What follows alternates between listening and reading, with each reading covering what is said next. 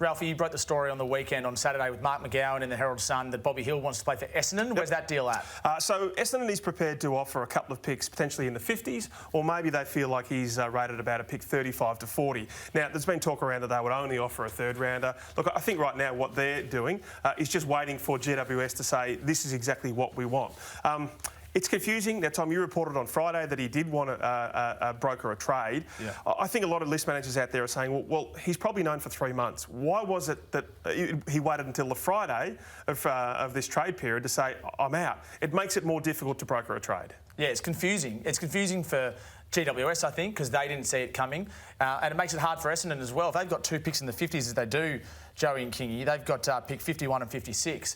That's probably not enough to get Bobby Hill done. They probably need pick 35, which they don't have at the moment. Yep. He's not a star yet, but I still think that he's got absolutely serious talent there. Now, look, what it does for Essendon, if they can get this done, is it rounds out a battery of small forwards there. Now, they haven't had a star forward, a pure small forward, for a very long time.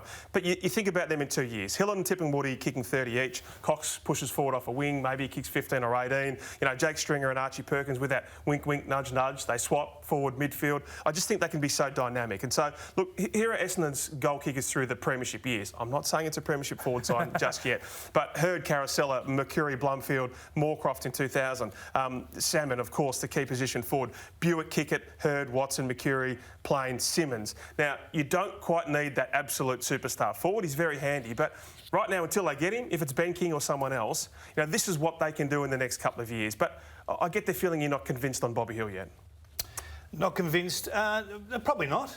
Look, a guy that averages 9 disposals a week can cause some chaos down there, but you can't be convinced. How can you be? No, I'm not critical. I don't think it's an unfair assessment to not be convinced. Just on what you said before about clubs being able to trade players against their will, why can't the GWS... In contract, yeah, either way, why can't the Giants trade Hill to a Victorian club of their choice if he wants to leave for compassionate reasons?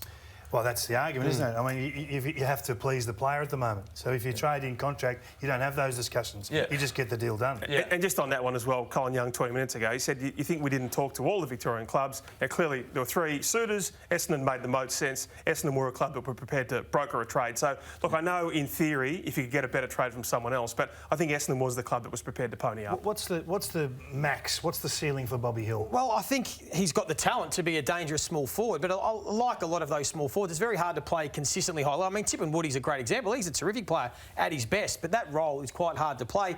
But I agree with you, Ralphie, with the Essendon forward line. I think we've seen it with the teams that played in this year's grand final.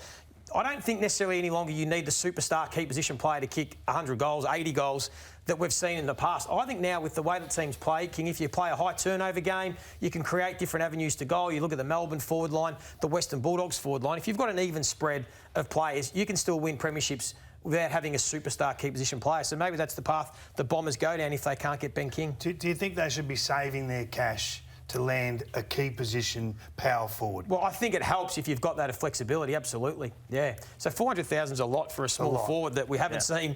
We haven't seen much, high level of consistency. He hasn't destroyed games. No. He may do it, but he hasn't just yet. There's no contract, so there's no trade offer yet from Essendon to the Giants, but we expect that to come over the next 24 or 48 hours.